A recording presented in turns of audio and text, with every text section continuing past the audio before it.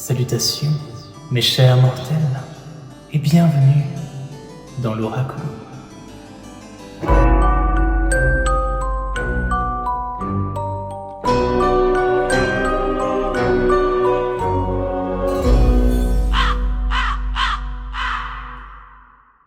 Bienvenue à toutes et à tous sur mon nouveau décor pour la guidance d'octobre et novembre. Alors comme tu as pu le voir dans le titre, c'est une guidance assez particulière ce mois-ci, étant donné que ce ne sera pas une guidance mensuelle mais plutôt bimensuelle. Pourquoi ? Eh bien pour la simple et bonne raison qu'à la fin du mois d'octobre, je déménage, enfin. Donc nouveau logement, beaucoup de cartons aussi à préparer, voilà, ça va être une vraie organisation, ce qui fait que je n'aurai pas vraiment le temps à la fin du mois d'octobre pour sortir les guidances, vu que c'est le type de vidéo qui me prend le plus de temps. Mais pas d'inquiétude, on va rester quand même sur quelque chose de cohérent. Là, comme tu peux le voir sur mon décor, on est clairement dans l'ambiance de la fin du mois d'octobre, début novembre, l'ambiance Halloween, ou Samhain, hein, c'est comme tu veux. C'est une ambiance que personnellement j'adore, et ces superbes dos de cartes appartiennent au Darkwood Tarot, un jeu que j'attendais depuis tellement longtemps, un jeu entièrement en anglais que je n'ai encore jamais présenté sur la chaîne, et donc j'ai préféré attendre cette période particulière de l'année pour vous le montrer, parce que tu verras qu'on est parfaitement dans le thème. On finira également avec une carte de la lunologie pour le mot de la fin. De toute façon je t'expliquerai le cheminement qui sera légèrement différent d'habitude, tu verras il y aura un peu moins de cartes, mais pas d'inquiétude, on reste quand même sur la même chose, mais un peu plus simplifié. Et dernier point, à la fin de chacune des guidances, tu y trouveras une petite surprise, alors reste bien jusqu'à la fin. Les balances, c'est à nous. On démarre du coup votre guidance d'octobre-novembre avec 5 cartes. La première carte, ce sera les énergies principales de cette période de début d'automne. Donc un axe principal, un fil conducteur qu'on va venir développer petit à petit, comme d'habitude, hein, comme les guidances des mois précédents, sauf que là, il n'y aura qu'une seule carte. On va ensuite voir les aspects positifs, les succès, les réussites, quoi d'autre, les victoires, les accomplissements en fait d'octobre et novembre.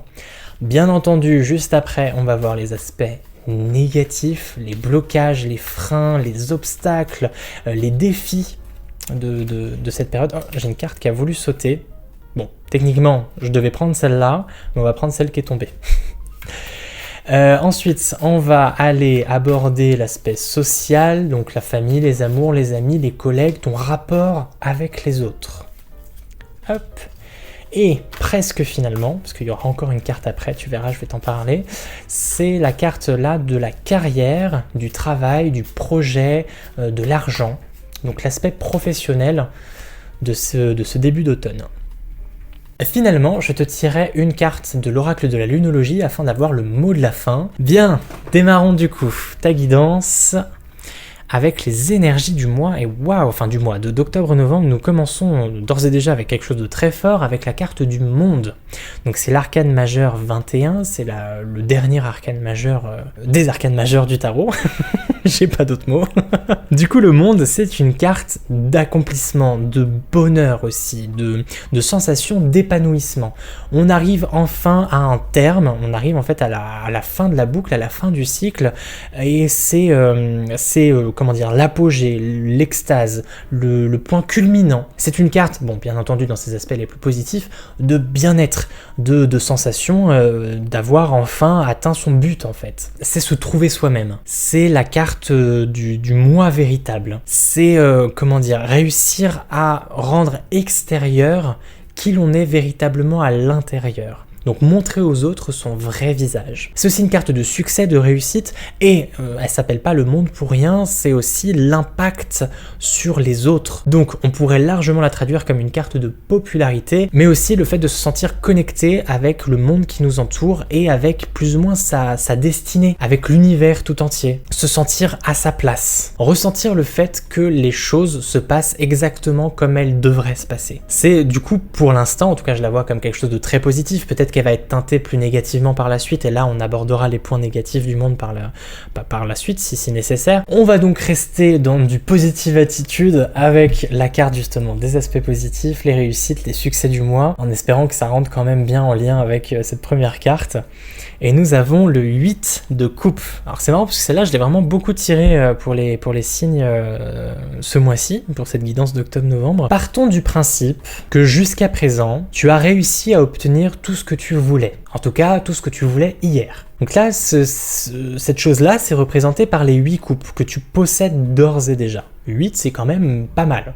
On n'est pas tout à fait à 10, mais c'est quand même un chiffre important. Ces 8 coupes, du coup, tu les contemples, tu les regardes là comme ça, et tu te dis... bah peut-être qu'au final, c'est pas vraiment ce que je voulais, ou en tout cas, j'ai l'impression de pas en avoir assez. C'est pas suffisant. Ça ne me suffit pas. J'ai besoin de viser plus haut. J'ai besoin d'aller plus loin. J'ai pas l'impression qu'en m'arrêtant à 8 coupes, je serai pleinement satisfait. C'est pour ça qu'on voit une espèce d'éclipse lunaire aussi ici. C'est pour te montrer peut-être que la lumière se cache peut-être derrière, peut-être que plus et mieux t'attend d'ailleurs. Donc il est temps pour toi de continuer ta route, aussi dangereuse, risquée et sinueuse qu'elle puisse être. Et c'est souvent représenté par, là tu vois des pics rocheux, souvent tu vois une montagne avec un chemin qui monte la montagne, donc c'est le chemin qui t'attend, qui ne sera pas facile. Ça va être compliqué, ça va être un vrai challenge, mais ce challenge, tu l'acceptes, tu relèves le défi, parce que rester avec tes 8 coupes ne te suffit plus. C'est une situation qui ne te mène à rien, en fait, en soi, qui ne te mène pas là où tu voudrais aller. Ta destinée t'attend ailleurs. Donc il est temps pour toi de faire un peu cet ultime sacrifice, de lâcher un peu ce pourquoi tu avais l'impression de vivre jusqu'ici. Tu avais l'impression que c'était vraiment ces 8 coupes qui comptaient le plus, et au final, non. Tu mérites plus, tu mérites mieux. Donc tu dois continuer ta route, aussi compliquée qu'elle puisse être, car tout simplement, il y a mieux qui t'attend plus loin. Donc le fait de l'avoir en position positive ce mois-ci, ça prouve que tu es parvenu à faire cet ultime sacrifice, peut-être que tu as eu ce déclic. On pourrait parler ici en position positive, le mot-clé qui me vient vraiment à l'esprit, c'est cette notion de déclic. Tu vas mettre la barre encore plus haut, tu vas peut-être t'en demander un peu plus, certes je sais que les balances vous êtes très exigeantes avec vous-même la plupart du temps, vous avez cette recherche de la perfection, et bien là, sur ce début d'automne, on ose viser la perfection. Parce que au final, on se rend compte que ce chemin qui nous attend et auquel on s'était un petit peu bloqué jusqu'à présent, va nous ouvrir les portes de l'accomplissement et de l'épanouissement. Mais c'est pas en restant face à ces 8 coupes, qui sont certes très belles,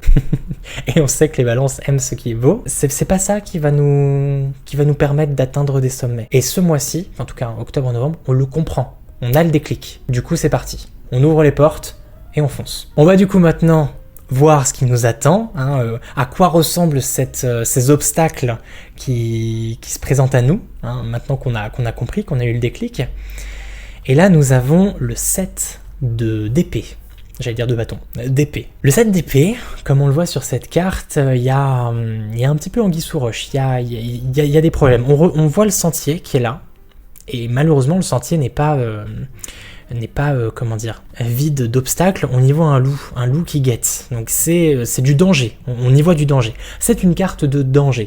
Attention, nous dit le 7 d'épée. Reste vigilant, car il pourrait y avoir anguille sous roche, il pourrait y avoir des personnes qui te veulent du mal, des personnes un peu malhonnêtes qui voudraient justement te mettre des bâtons dans les roues. C'est la carte de la fourberie, la carte des complots, la carte des poignards dans le dos, la carte des choses qui se font dans l'ombre, la carte de l'intelligence utilisée à mauvais escient pour servir son propre intérêt personnel. Du coup, moi je la vois clairement comme étant un obstacle extérieur. Là, c'est pas toi qui va user de fourberie, mais c'est vraiment les autres qui risquent de te jalouser cette réussite, jalouser ce parcours qui semble pour l'instant sans embûche et qui voudront justement te mettre des bâtons dans les roues. Donc attention au loup qui rôde.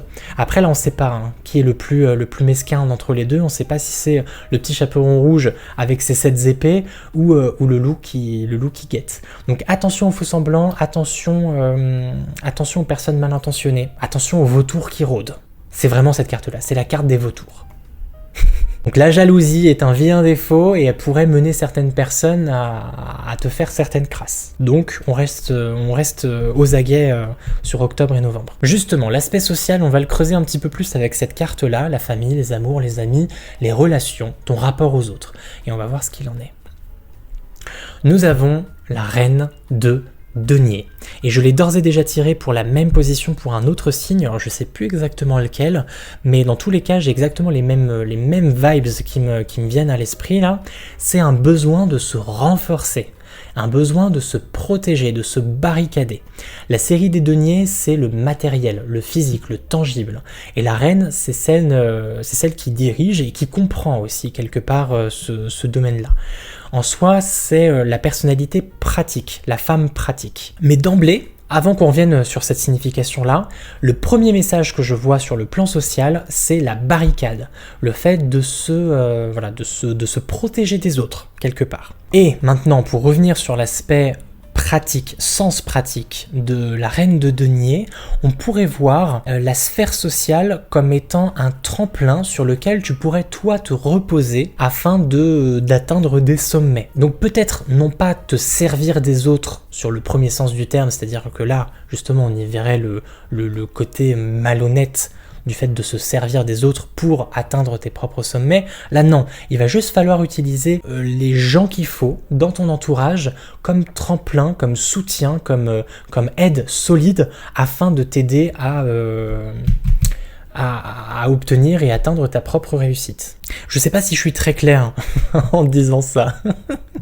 Mais en gros, il va falloir que tu t'aides des piliers que sont tes proches, avec cette reine de pentacle ici, vraiment cette notion de solidité, d'amitié solide, de famille solide, de relations qui te boostent et qui vont te permettre, tel un escalier, de gravir en fait les échelons et d'atteindre ta propre réussite. J'ai l'impression de m'être répété. Bref, j'espère que tu m'as compris. On finit donc avec l'aspect professionnel de cette période de début d'automne, la carrière, les projets, la partie financière aussi, pourquoi pas, mais c'est pas le but principal, là c'est vraiment le projet de vie, le travail.